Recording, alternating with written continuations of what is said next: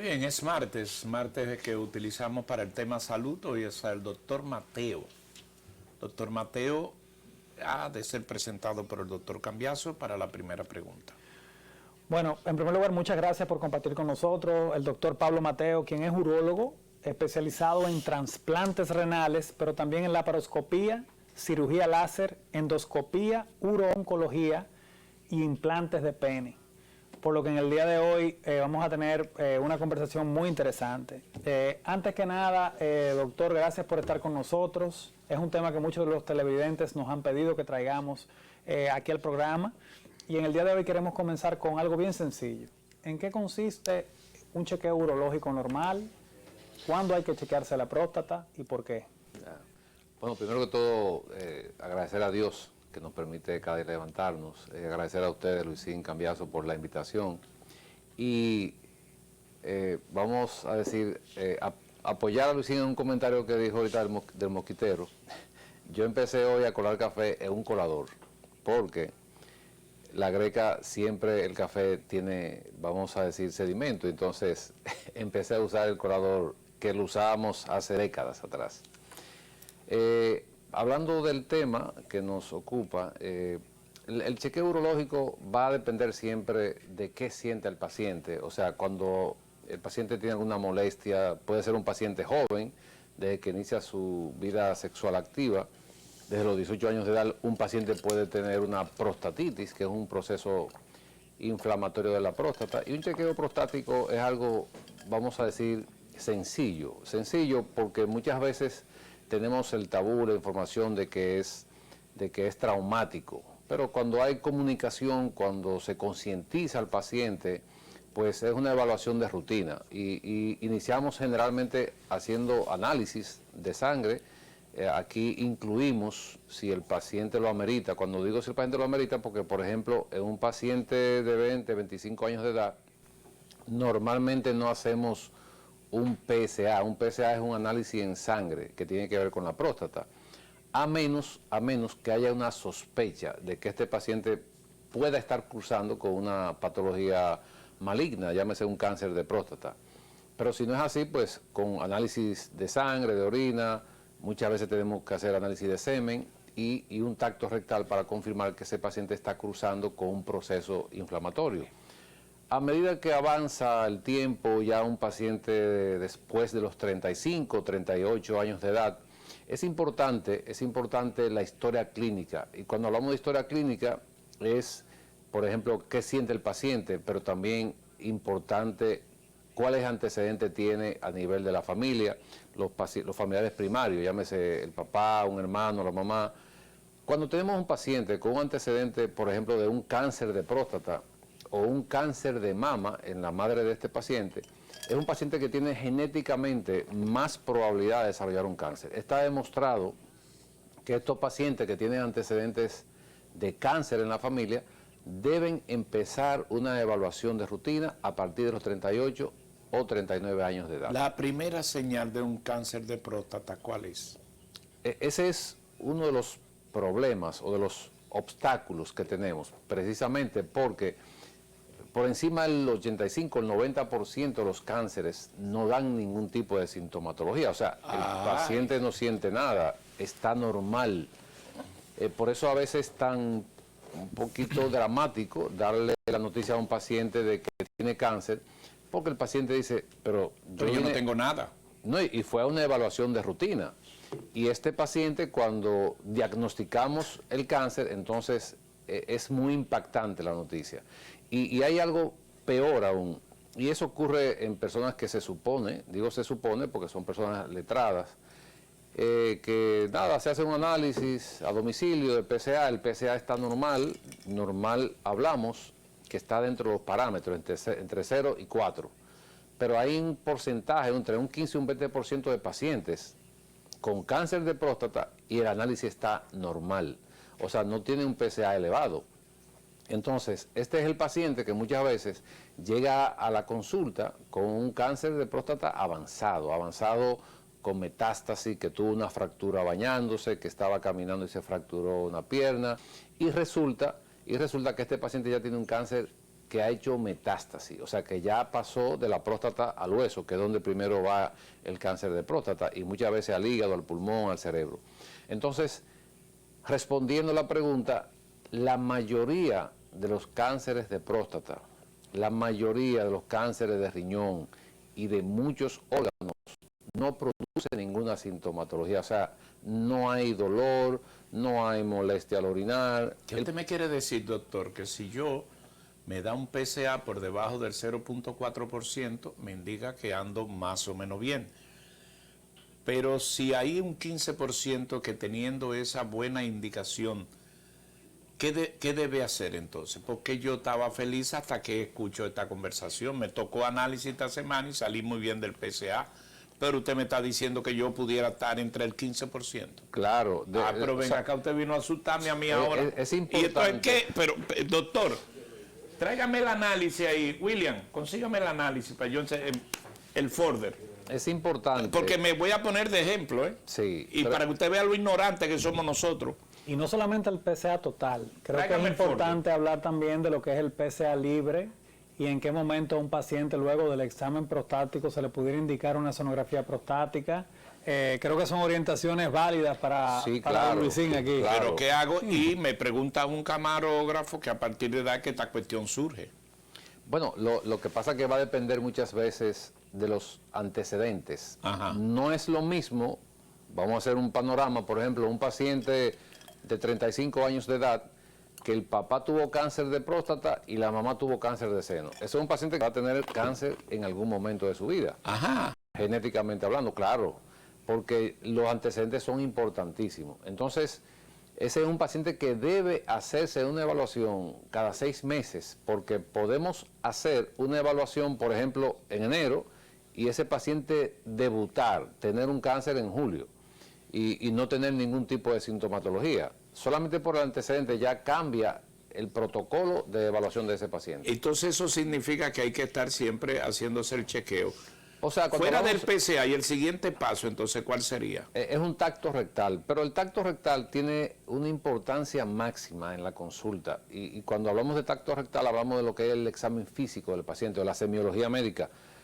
Tenemos que palpar, o sea, Con los dedos, claro, que hay muchas historias de eso. Al momento Yo de tengo un hoy amigo que se todavía- llama Giomar García que le encanta ese análisis. Ya, lo que pasa es que al momento del día de hoy todavía ningún estudio muchas veces puede diagnosticar lo que diagnostica un tacto rectal. Cuando hacemos un tacto rectal no solamente palpamos la próstata, nosotros en un tacto rectal podemos saber si el paciente tiene un sangrado gastrointestinal bajo o tiene un tumor de recto. ¿Y cómo se da cuenta ahí del sangrado? Porque vemos el dedo enguantado que tiene sangre. ok. O podemos también palpar un tumor de recto, que el paciente no sepa que tiene ese tumor. O también podemos diagnosticar una hemorroides en este paciente. O sea, Pero la hemorroide se manifiesta de una vez. no necesariamente. Ah, no. No necesariamente. Hay no. hemorroides ocultas. Internas. Bueno, están las hemorroides internas y las hemorroides externas. O una fístula anal también que tenga este paciente. Entonces, como puede ver...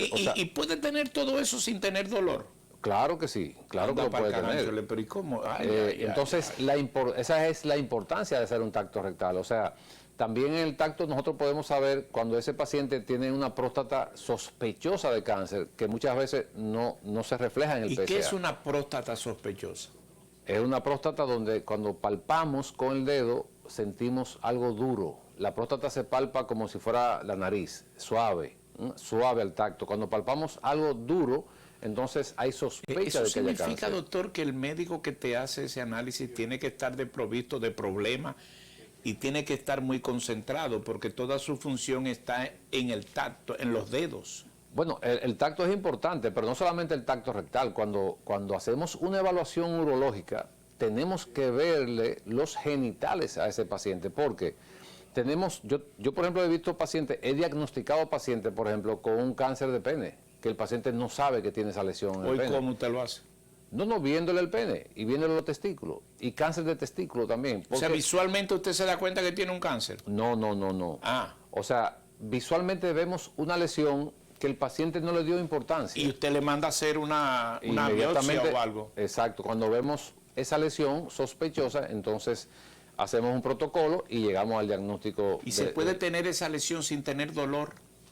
Lo que pasa es que hay lesiones que no producen dolor y el paciente generalmente es tímido porque muchas veces solamente va a una evaluación y a veces si va acompañado le dicen, pero acuérdate de tal cosa o mira esto. No, usted lo que quiere decir que el paciente, ese como el 90%, tiene vergüenza. Exacto. Que hasta lo vean desnudo. Pero el médico, nosotros tenemos la responsabilidad de examinar al paciente. O sea, yo no puedo estar detrás de un escritorio, hágase ese análisis, esa sonografía, está todo bien, nos vemos. O sea, yo tengo que examinar al paciente. Eso es parte de la evaluación del paciente. O sea, y en los genitales, doctor, en los testículos, ¿qué frecuencia usted ve?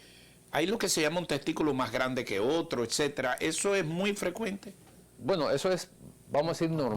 El tamaño de eso no tiene importancia. Lo que podemos ver en un paciente, por ejemplo, al examen físico a nivel de los genitales es, por ejemplo, una hernia. Una hernia es una debilidad de la pared donde sale parte del intestino, Sí. que muchas veces el paciente ni sabe que tiene eso, pero le molesta. Sí, Del punto hasta de para vista, caminar. y no, y a veces desde el punto de vista estético, pero no lo dice. Pero cuando el paciente lo examina, dice, bueno, usted tiene una hernia o tiene un tumor en el testículo que el paciente... ¿Una hernia puede derivar en cáncer? No, porque la hernia es una debilidad de la pared que nos da forma a nosotros. Se debilita y por ahí sale parte del Doctor, intestino. usted jugó pelota.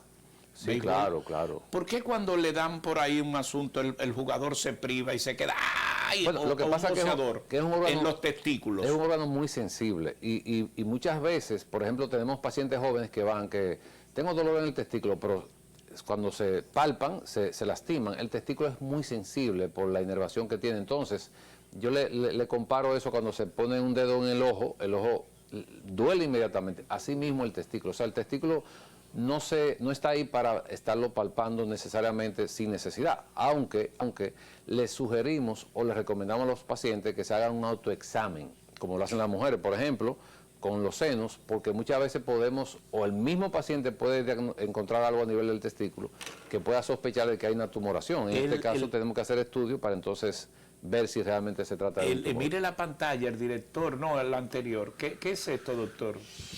El director aquí quita los teléfonos y la mascota para que se vea bien. Ahí está el testículo, ¿verdad? El pene. Exacto, sí. Esos son los genitales. Bueno, ahí están todos, la vejiga, la próstata, el pene, los testículos. El urólogo maneja toda esta...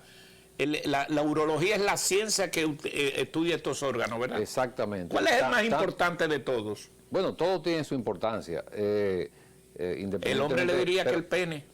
Sí, claro, pero también la vejiga, también los testículos, los riñones. O sea, porque el urólogo, desde los riñones hasta la uretra, tanto en el hombre como en la mujer, porque la mujer tiene sistema urinario. Sí. Y tiene 2 riñones y tiene 2 uréteres, que son los conductos que llevan la orina desde el riñón hasta la vejiga. La vejiga es un almacén y está la uretra. Y la mujer también tiene problemas de vías urinarias. O sea que en los 2 sexos, pues el urólogo interviene. Aquí están los genitales, esto es un tacto rectal. Como ven, ahí se palpa, ahí estamos palpando la próstata a través del recto. Pero con ese dedo nosotros podemos palpar otra tumoración, que no sea necesariamente la próstata, o también podemos, cuando terminamos de hacer el tacto, ver que tenemos sangre en el guante, y ahí entonces hay una sospecha de que puede haber algo a nivel de recto o a nivel de colon. Cuando el médico hace ese análisis y sale ese guante y ve sangre ahí, dice, aquí hay problema. Cuando esto ocurre, entonces este es un paciente que tenemos que interconsultarlo con el departamento de gastroenterología, porque probablemente haya que hacerle una colonoscopía, que es un estudio que todos, tanto hombres como mujeres, a partir de los 50 años se debe hacer de manera rutinaria. Entonces en ese paciente hay que investigar si es un problema inflamatorio o si hay una tumoración a nivel de vías digestivas. Usted ha dicho una cosa muy importante, doctor, que los exámenes deben hacerse cada 6 meses. ¿A partir de qué edad? Va a depender, porque como dije anteriormente, cuando hay antecedentes de cáncer, ese paciente debe iniciar una evaluación mucho más temprana. Cuando no hay antecedentes de cáncer, entonces ya a partir de los 45, de los 50 años de edad, ya entonces se inicia una evaluación de rutina, que se hace cada 8, cada 10 meses, dependiendo de lo que el paciente pueda sentir. Yo creo que es importante aclarar también que, y es algo que muchas personas no lo conocen, dentro del mundo médico sí, para nosotros es muy familiar, cuando hablamos de que se hace un tacto rectal y vemos en el guante un dedo ensangrentado, podemos inferir si ese sangrado digestivo, inclusive, si es alto el sangrado digestivo o si es un sangrado bajo. ¿Y cómo lo hacemos? Si vemos que es una sangre roja, rutilante, entendemos que es un sangrado digestivo bajo, que puede ser producto de una hemorroides o de un pólipo o de una lesión a ese nivel. Sin embargo, si vemos una sangre que más bien se encuentra con color negruzco, entendemos que es sangre digerida ya, que ha pasado a través del estómago, que es típico en úlceras pépticas y en otro tipo de lesiones. Por eso es tan importante en el examen físico la inspección, la palpación y todo este examen físico que no puede suplantar lo que son las pruebas de laboratorio ni los estudios de imágenes. Las pruebas de laboratorio y los estudios de imágenes, por eso se conocen como pruebas complementarias. Entonces, en ese orden de ideas, doctor, hablamos del PSA total, que debe de estar en condiciones normales entre 0 y 4, aunque después de que la edad va avanzando, ese PSA puede ir aumentando. Sí, sí, claro. Pero, claro. ¿cuál es la importancia del PSA libre, no solamente del PSA total? ¿Y en qué momento un urólogo indica una sonografía transrectal o una sonografía pélvica? Y cuando también indicamos la sonografía de abdomen para que la población en sentido general reciba esa orientación. Bueno, de manera rutinaria, cuando un paciente va a la consulta de urología, independientemente de la edad que tenga el paciente, debemos hacer una valoración de todo el sistema. Y cuando hablo de todo el sistema me refiero al sistema urinario, desde los riñones hasta la uretra. ¿Por qué? Porque hemos tenido casos de pacientes. Yo tengo un caso ahora mismo dramático porque a veces los seres humanos nos quejamos de cosas, pero hay cosas que son dramáticas. Yo nunca en mi vida había visto una situación de esa naturaleza. Rápidamente, es una femenina de 33, 34 años de edad que va porque orinó sangre, pero tenía dolor. Y cuando le hacemos toda la evaluación, en la sonografía reporta que tiene un nódulo en el riñón derecho y un nódulo en el riñón izquierdo. Yo realmente no quise creer que eso era así. Yo asumí que fue un error. Y le hacemos una tomografía y también reporta lo mismo. Y aún así no quería entender eso, porque nunca lo había visto realmente. Y cuando le hicimos una resonancia, la paciente tiene un tumor en cada riñón. Entonces, están intrarrenal, quiere decir que esa paciente obligatoriamente hay que hacerle una nefrectomía bilateral y a un listado de trasplante. ¿Y entonces? Porque no hay forma, ya incluso yo discutí ese caso con un grupo de colegas urólogos, tanto en Europa como en Estados Unidos, que tenemos un grupo, y me dicen que no hay forma de extraer ese tumor porque está en el lecho renal, o sea, dentro del riñón, porque muchas veces si el tumor está fuera del riñón... al final del día? Bueno, la paciente está valorando qué va a hacer, pero no hay otra opción. Pero lo que quiero decir es que independientemente de que el paciente tenga síntomas o no, cuando va a la consulta, a todos mis pacientes, a todos, yo le indico una sonografía abdominopélvica. ¿Qué quiere decir esto? Que yo examino desde el riñón hasta la vejiga y a veces el escroto, los testículos. Algo preventivo, ¿no? Claro, porque para eso está la medicina preventiva. O sea, sería un poco o mucho o muy cuesta arriba,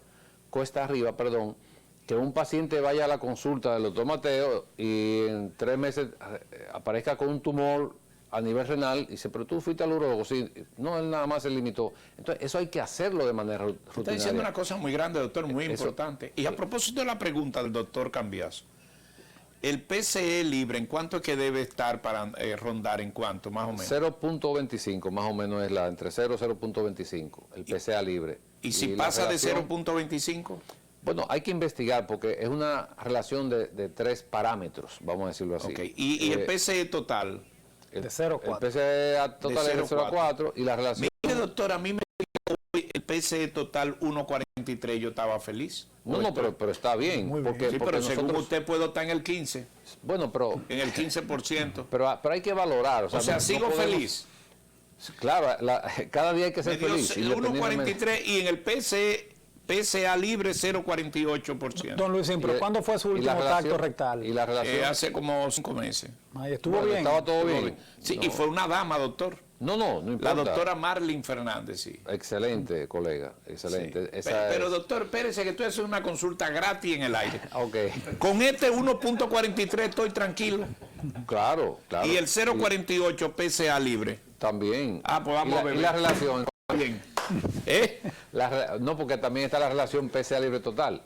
Pero bueno, mire, lo importante en esto es porque al paciente no le podemos poner tanta información, porque entonces a veces eso produce más daño que bien. Eso Hay es que tener correcto. cuidado. Lo asusta. Del punto de vista psicológico, nosotros estamos para tranquilizar al paciente.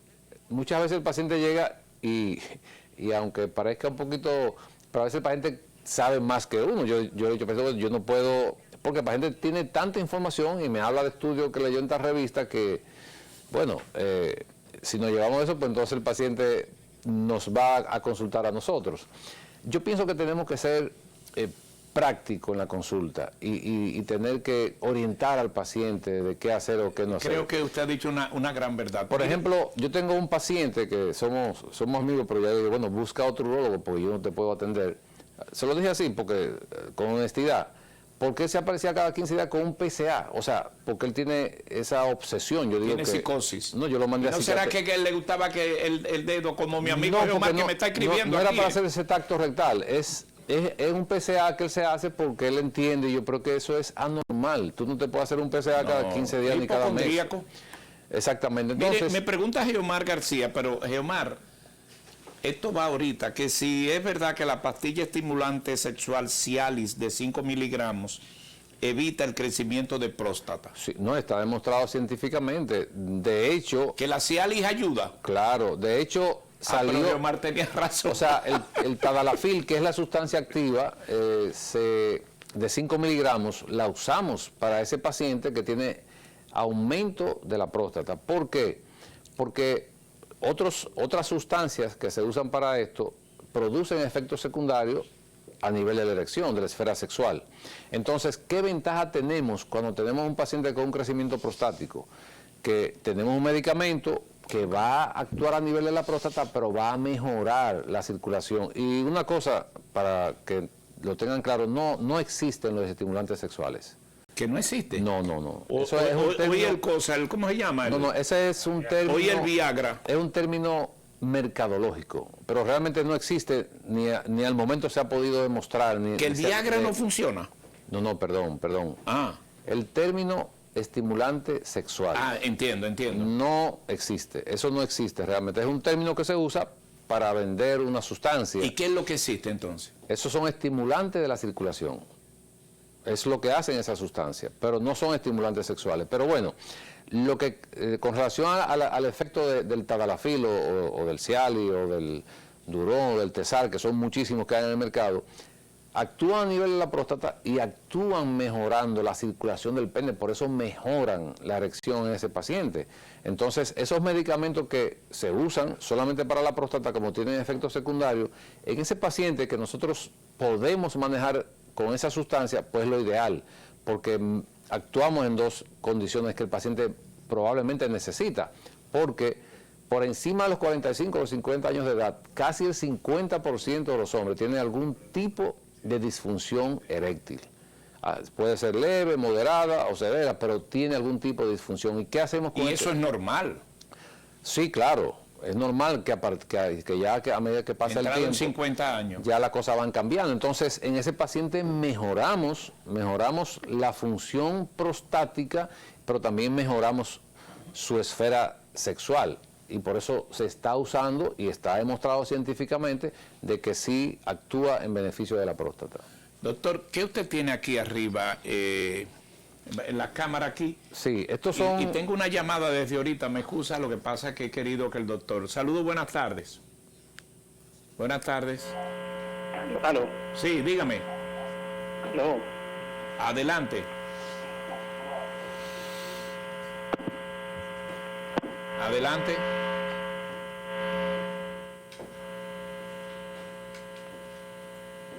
Sí, siempre la primera llamada da eso. pero no hay problema. ¡Aló! Bien. ¿Qué es esto que usted tiene aquí, doctor? Bueno, esto es una muestra de lo que son implantes o lo que llamamos o prótesis de pene.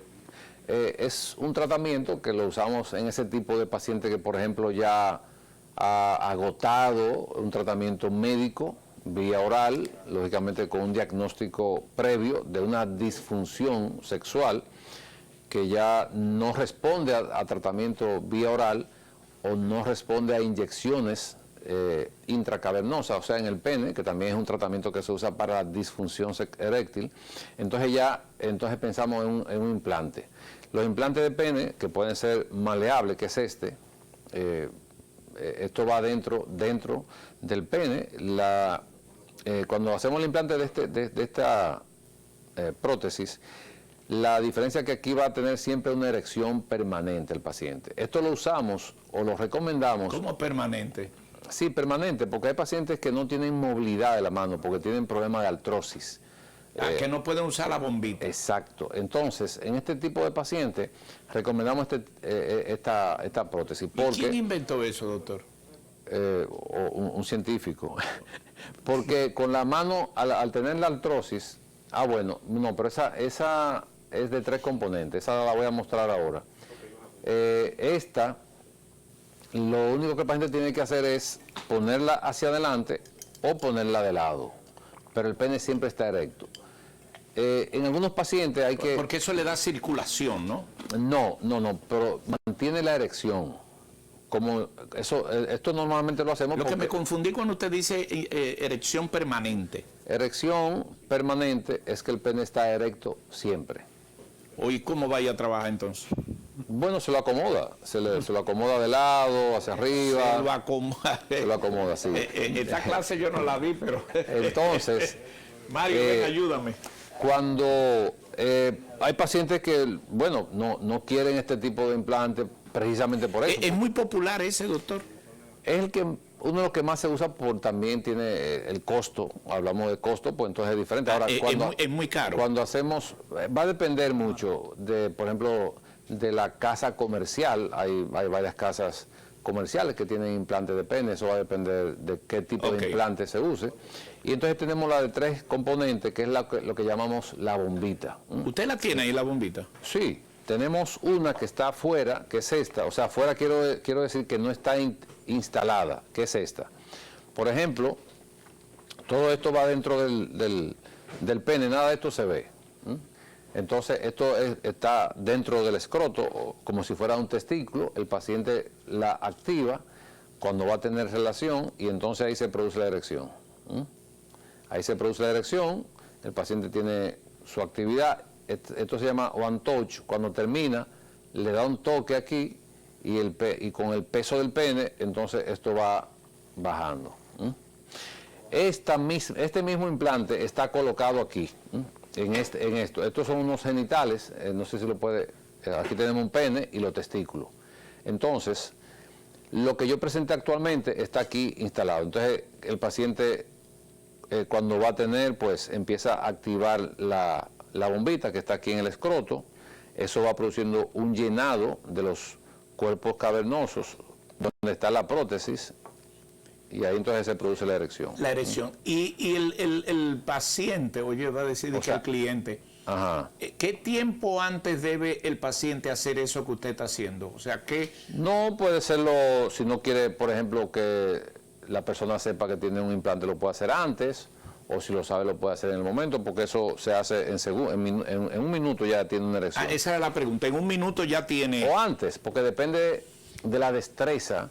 El paciente va aprendiendo y con unos cuantos bombazos de edad se produce Pregunta una de erección. ignorante. Al final del día, ese aditivo, eso que te insertan, ¿no te afecta a las vías urinarias? No, porque se hace una evaluación previa. Por ejemplo, cuando un paciente se va a instalar un implante, tenemos que valorar que ese paciente no tenga un crecimiento prostático que pueda tener dificultad para orinar después que se instale. No afecta la parte urinaria. No, realmente no la afecta. ¿Y la eyaculación es igual o diferente? Bueno, esa es una de las ventajas que tiene el implante, que todo se mantiene igual. Normal. La sensibilidad, la eyaculación, si el paciente eyacula, lógicamente, porque cuando hacemos un implante a un paciente que no tiene eyaculación, ya no va a eyacular. Pero si el paciente tiene su eyaculación normal, su sensibilidad, todo va a ocurrir de manera normal. Y la pareja necesariamente se da cuenta, por ejemplo, el caso de un hombre que tiene relación por primera vez con una dama, ¿verdad? Ella pudiera no darse cuenta que tiene un aparato de eso. Sí, que tiene un implante, claro, no tiene que saberlo si el hombre no se lo comenta, a menos que sea una persona que tenga conocimiento y sepa que... O sea, que se pueden dar los casos que una pareja tiene relación y no se está dando cuenta que el hombre está asistido, ayudado. Podría ser. De hecho, yo tengo pacientes que las parejas que tiene no saben que él tiene... ¿Cómo va a ser? No, porque si no se lo comenta... ¿Le da vergüenza? No, que él no lo comenta y pues se produce su erección y tiene su actividad sexual normal sin ningún tipo de Y tengo una información. llamada. ¿Qué vida útil tiene eso? Normalmente el tipo de implante que nosotros usamos, voy a producir un touch para que se ponga flácido. Aquí vemos que con el peso del pene se va produciendo la flacidez, exacto. ¿Y qué vida útil tiene eso que usted implanta? Normalmente estos implantes tienen garantía de por vida, normalmente. ¿De por vida? Sí, pero en muchos casos, en 10 o 15 años, hay que probablemente Pero si sustituirla. tiene 10 o 15 años, eso es muy útil. Ahora, Doctor, ¿por y qué? una pregunta imprudente de mi parte. Ajá. ¿Usted tiene muchos pacientes así? Sí, realmente sí, y cada vez más. Usted es rico. No necesariamente, porque esto no es un negocio, realmente es un servicio médico lo que hacemos.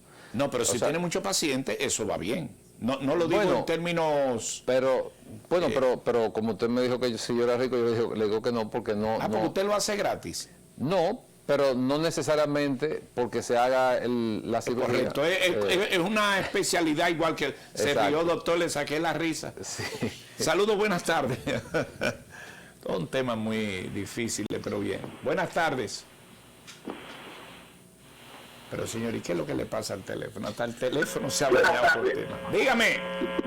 Sí, buenas. Sí, buenas. ¿Me escucha? Sí. Sí, buenas.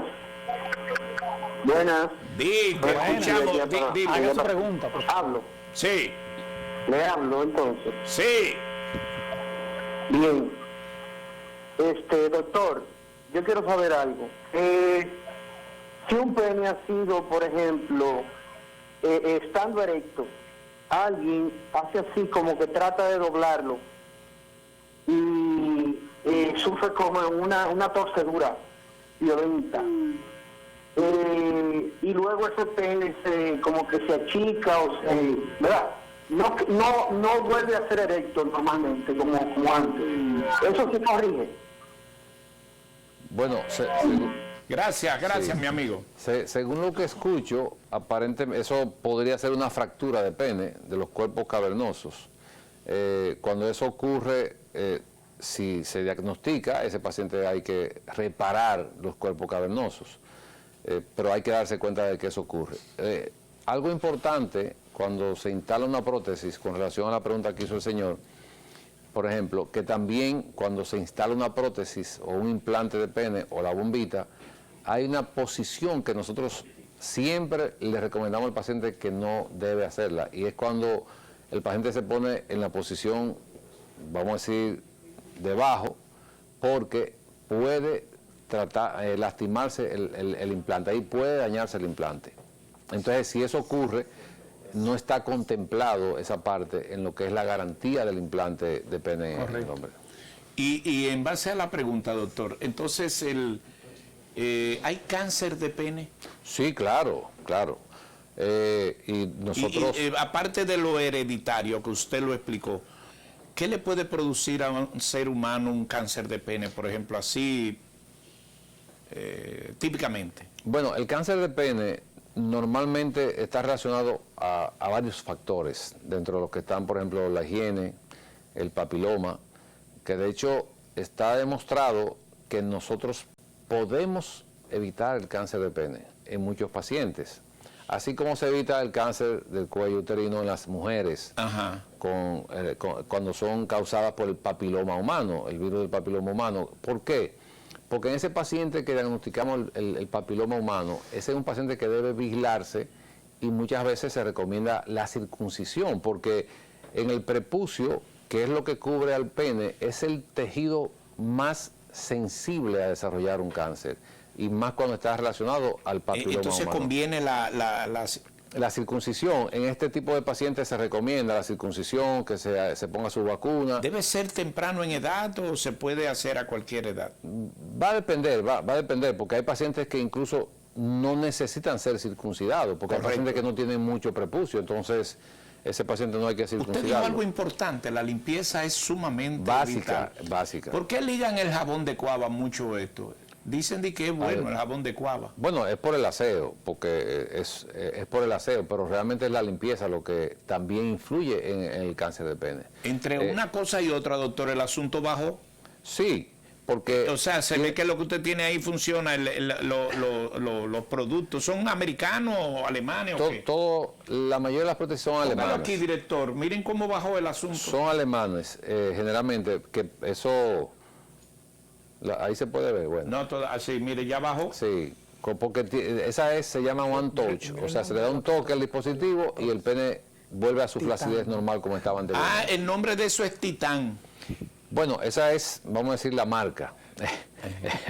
Titán. Sí. Son muy mercadólogos. De Coloplast. Pero también tenemos, por ejemplo, a Boston Scientific, que es una compañía... Boston. Así es. Boston, primo. Boston Scientific es una Se compañía supone que lo también hicieron tiene- allá en Boston. es americana, sí. Sí. ¿Quién es el más famoso de todo eso? Bueno, son famosos los dos, tanto Coloplast como Boston. ¿Y cuál se vende más? Ese dato no lo tengo realmente, pero aquí... por ¿Cuánto ejemplo- cuesta, sí se puede saber? Ah. Un aparato de esto, Va a depender, porque por ejemplo, como dije anteriormente, va a depender quién la distribuya. Por ejemplo, son 3 tipos de implantes. Tenemos el maleable, que es este. No le diga maleable, doctor. No, porque ese es el nombre. Maleable es mal término, es un maleante. No, maleable. No, yo sé, Es de- es por el parecido.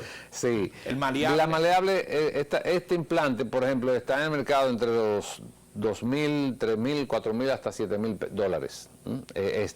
Dólares. Si es de dos componentes quiere decir que es parecida a la bombita de 3 componentes. Esa ronda entre los $7,000, $8,000. Y la de 3 componentes está entre los $9,000 a $12,000. El costo del implante. Esa es la prótesis, solamente O sea, no colocarlo. ahí no estamos hablando de evaluación, gasto de etcétera. clínica, de gasto de honorarios médicos, de anestesiólogos, demás. O sea, estamos hablando en términos generales que un implante, una prótesis de pene de este tipo, ronda por los $18,000 o $20,000. Y a propósito de mi pregunta, Ajá. ya hemos logrado avances muy importantes en la población para la educación sexual, ¿cierto? Así es. Porque déjeme decirle, 10 años atrás esto era un tema tabú, imposible de Sí. presentar lo que usted está haciendo, ¿eh? Así es. Nos hubiesen dicho de todo. Entonces, ¿cómo ha avanzado esto? ¿A qué se debe ese cambio? Y si ya el paciente, excepto eso, que tienen una señora y no le dicen que tiene eso puesto. Sí. Pero se ha avanzado, ¿verdad? Bueno, yo creo que el avance que hemos tenido ha sido muy importante. Nosotros estamos, o sea, el mundo está globalizado. Ya no hay noticias que al segundo la tengamos a mano. Entonces, nosotros como país, como sociedad, pienso que estamos a cualquier nivel de cualquier parte del mundo, país desarrollado. Desde el punto de vista, me refiero a mi área, a mi especialidad, que es urología. Porque lo tenemos todo, en el mercado tenemos de todo. O sea, aquí no hay nada que el paciente quiera hacerse que tenga que ir a Estados Unidos o que tenga que ir a Europa. Y hablando, doctor, de otras, porque quiero aprovecharle, no solamente esta parte sexual. Los riñones, doctor, esa es una parte vital para ustedes. Claro, claro. ¿Qué es lo que más le afecta a los riñones de una persona? Lo que generalmente más afecta dentro del área de la urología son los problemas de piedra o cálculos o litiasis. Sí, a eso nivel es de- el diantre. Sí, pero también tenemos factores y es nuestro clima, es un factor que influye mucho en la formación de cálculos. los hábitos de las personas. Tenemos que insistir constantemente en que tomen agua, porque la gente vive deshidratado. O sea, aquí un paciente, cuando nosotros le decimos tiene que tomar entre 8 o 10 vasos de agua, ya a lo mejor a las 5 o 6 de la tarde todavía se ha tomado a lo mejor 1 o 2 vasos de agua. Llevo 6, doctor, entonces me faltan 2. No, porque va a depender. Van 6, ¿eh? Va a depender. Por ejemplo, qué? si el paciente hace ejercicio, necesita más Ejercicio, líquido. con todo estos programas y cosas, imagínese usted. Sí. Pero necesita entonces, más. el tratamiento del riñón va mucho con la sanidad de los alimentos, los ejercicios. Así es, y el consumo de líquido. De hecho, hay ¿Cómo pacientes... se genera la piedra en un paciente? ¿Qué es lo que la genera? Tiene múltiples factores. Por ejemplo, de los más frecuentes, podemos decir que la deshidratación, porque todos eliminamos calcio, la mayoría de las piedras están hechas de oxalato de calcio. Entonces, todos eliminamos a través del riñón lo que el organismo no necesita. Y cuando va al riñón, pues se elimina en la orina. Ese paciente que se deshidrata, esas partículas se van uniendo y se van formando las piedras. Esa es una causa, Entonces, por decir la una de ellas. mejor fórmula para no tener piedra es beber mucha agua. Bueno, es una de ellas. Pero ¿Y agua de coco vale la pena? Sí, no importa, que sea líquido. O sea, agua principalmente, o líquido, o jugo. Pero no es lo mismo que una Coca-Cola. No, claro que no, porque ya aquí los aditivos que se usan ya, eso también Hacen otro pespunte. es un problema, sí. Pero, por ejemplo, hay pacientes también que tienen trastornos de la paratormona, o sea, una hormona que se encarga del control del calcio, y ese paciente también hay que estudiarlo desde ese punto de vista y saber si no tiene alguna alteración en la producción hormonal, que eso también... Ajá. Algo importante, y discúlpeme que lo haya interrumpido.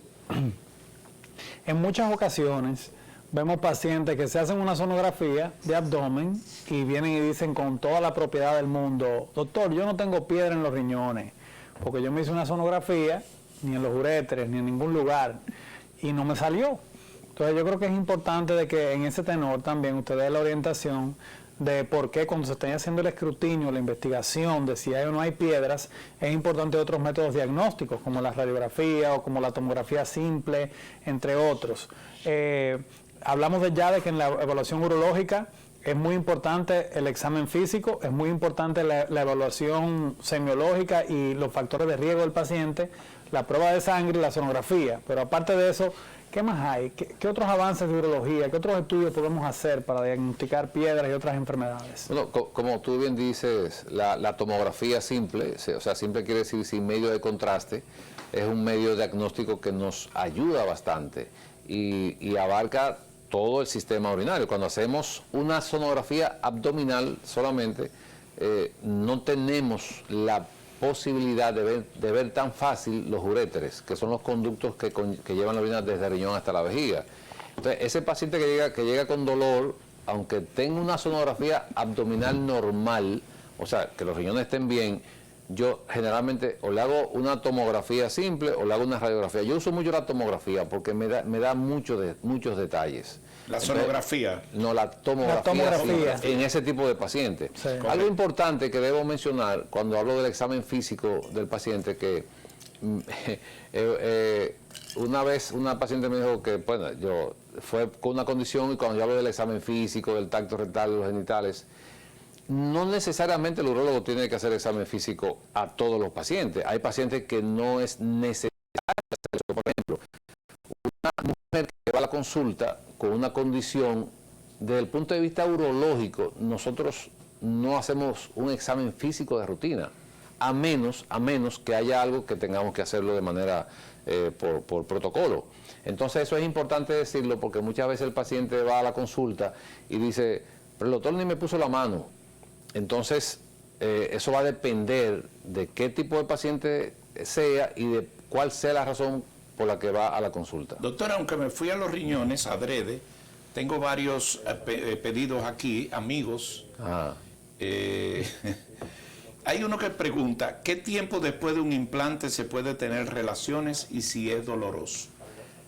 Bueno, después del implante, entre 4 a 6 semanas, ya el paciente debe estar recuperado. El tener relaciones no debe producir dolor nunca, nunca. o sea con prótesis o sea sin prótesis. Ahora, siempre es importante valorar desde el punto de vista psicológico a ese paciente que va a instalarse una prótesis si realmente el paciente la necesita. Porque hay pacientes que no necesitan un implante y van solicitando ponerse un implante. Porque ese paciente que responde a medicamento y tiene una actividad satisfactoria no califica para un implante de pene, aunque se la quiera poner. Entonces, eso es importante decirlo, porque yo he visto pacientes con un implante de pene que ya están arrepentidos, pero ya no hay vuelta atrás. Después que se llega a eso, no hay vuelta atrás. Entonces, por eso es importante agotar el protocolo de medicamentos vía oral, de inyecciones. Por ejemplo, hay pacientes que no les gustan las inyecciones. Yo insisto mucho en decirle, vamos a probarla. Y muchos después que prueban, dicen, no, yo me voy a quedar con inyecciones por un tiempo. Claro, que no es necesariamente irse al implante. O sea, usted le busca la alternativa. Claro, porque... Y además usted tiene como una forma de complacer y de llevar. Es que nosotros, y yo hago mucho énfasis en esa parte, el médico, lamentablemente, lo que voy a decir es un poco fuerte, pero hay médicos que no deberían ser médicos, ni deberían ejercer. Eso es verdad. Lo primero que tenemos que tener es empatía, y la empatía es nosotros saber y hacernos de cuenta que ese paciente es el papá de nosotros, es un hermano, o el orientador, o somos nosotros ponerme mismos. en los zapatos del paciente. Exacto. Entonces, si yo tengo un paciente que va y quiere ponerse un implante, yo digo, pero usted llevó, bueno, que el tratamiento me da dolor de cabeza, y usted ha probado las inyecciones, no, porque yo no quiero inyectarme, yo, pero vamos a probarla. Yo incluso la dono, la primera dosis yo se la regalo al paciente. Pero inyecciones de testosterona o inyecciones de... No, son inyecciones que... No. ¿Y usted recomienda el Cialis y el Viagra? Bueno, es que va a depender del paciente. Yo no puedo decir que lo recomiendo porque entonces no lo estaría haciendo con ética. Yo tengo que hacer una evaluación del paciente para saber si lo necesita. Exacto. Porque tiene otros temas relacionados. No, y hay pacientes que se han muerto. Claro, por tomar un corazón, un medicamento con que presión no puede... alta. Doctor, tengo una llamada en el aire, perdón, desde hace rato. Buenas tardes. Adelante. Adelante. Buenas tardes, doctor. Sí. Sí, una pregunta, doctor. Yo quiero saber en qué clínica podamos contactarlo, Eso bien. a dónde trabaja, porque lo estamos escuchando, pero no sabemos dónde podamos consultar con él. Claro, muy bien. ¿A dónde, doctor? Mire, esa pregunta yo tengo 14 aquí, que cuándo lo pueden ver. Y que yo siempre digo que porque la gente no suelta un celular. Ajá. O sea, si usted sale ahora mismo por la calle, de 10 personas, 9 tienen un celular en la mano. Entonces yo digo... 9 no. 11, bueno. Entonces, yo siempre le digo que pongan doctor Pablo Mateo y ahí de una vez le dicen dónde están. O sea, ¿dónde estamos? ¿Físicamente usted está en algún centro médico? Sí, estamos en el Centro Médico Real. Que está en la Avenida Bolívar. Exacto. Sí. ¿Y a qué hora usted consulta, doctor? Por cita, ¿no? El día entero. El día entero. Ahí es que está su especialidad. Exacto. Sí. Su consultorio. Sí, así es. Y también damos servicio en el Instituto Nacional del Cáncer. Que de hecho, hablando del implante, y quiero hacer un paréntesis ahí, yo quiero implementar, o sea, es un sueño que tengo, ese paciente que es operado de cáncer de próstata, que cuando yo le equiparo a una mujer, cuando dice, bueno, se mutila porque cuando hay que hacer una mastectomía radical bilateral, que es quitarle los dos senos a la mujer, hay una mutilación, pero hay que hacerlo por la enfermedad que tiene la paciente. Entonces, existe lo que se llama una rehabilitación en esa mujer. Entonces yo quiero ver, si Dios me ayude, las autoridades, pero yo tengo ese sueño, de implementar lo que se llama rehabilitación sexual en el hombre postquirúrgico. Ese hombre que se le hace una radical de próstata por cáncer, que se le afectó su vida sexual. Correcto. Y entonces hay que rehabilitarlo. Y ya tenemos en proyecto, en los próximos meses, hacer, bueno, un operativo, si se puede llamar así, de esos pacientes que hemos... Establecer su vida sexual. Mire, doctor, en ese paciente. Usted se le llenaría de pacientes, porque hay muchas personas que les indican que le hicieron tenía cáncer, lo curaron y para toda la vida liquidado. Y entonces no lo dicen, tienen vergüenza. Entonces nosotros queremos empezar ese proyecto con los pacientes que hemos operado en el Instituto del Cáncer, en el INCAR, porque tenemos muchos pacientes que hemos operado y bueno, como un efecto secundario han perdido esa parte y queremos y se puede rehabilitar, restablecer. claro. Saludos, buenas tardes. Buenas. Sí, dígamelo. Adelante. Buenas tardes. Sí, estoy muy satisfecha con el...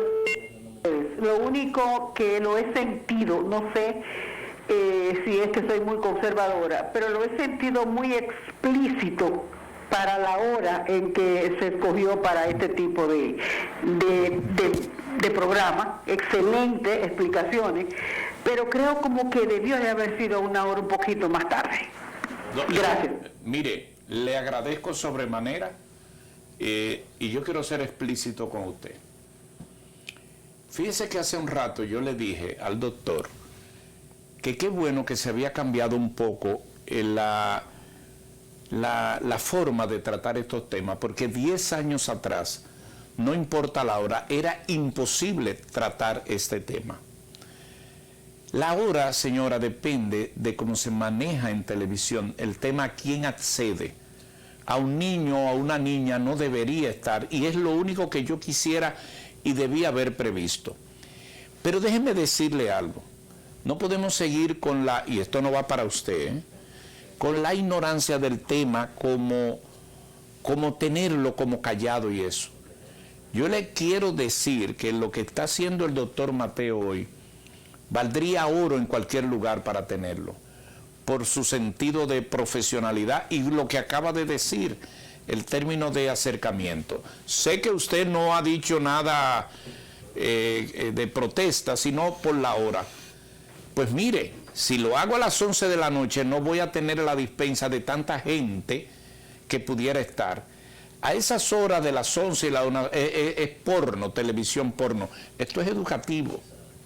Esto es totalmente educativo. Pero por encima de lo educativo es de salud. Lo que yo inclusive me manejo en los términos es un poco no ser tan ríspido. Ahorita yo dije el asunto y esto, no.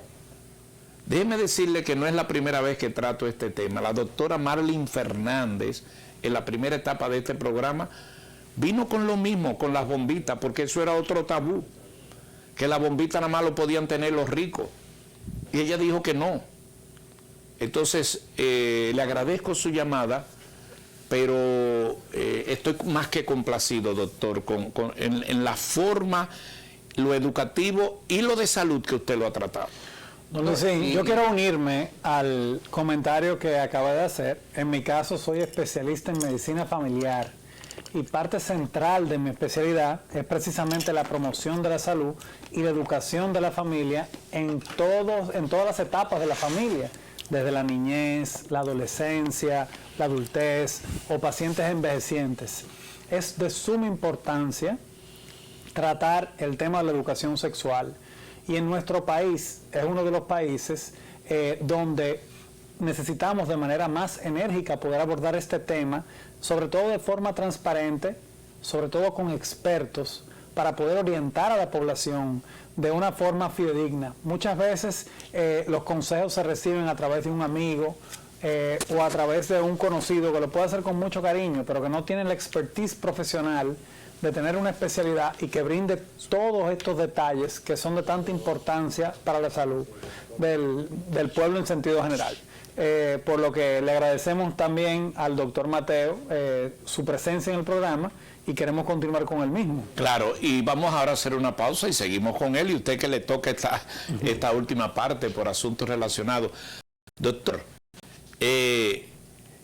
usted da para tener una sesión aquí. Un saludo a César Heredia, César Leonardo Heredia, que me lo recomendó, que lo pongan en una sesión.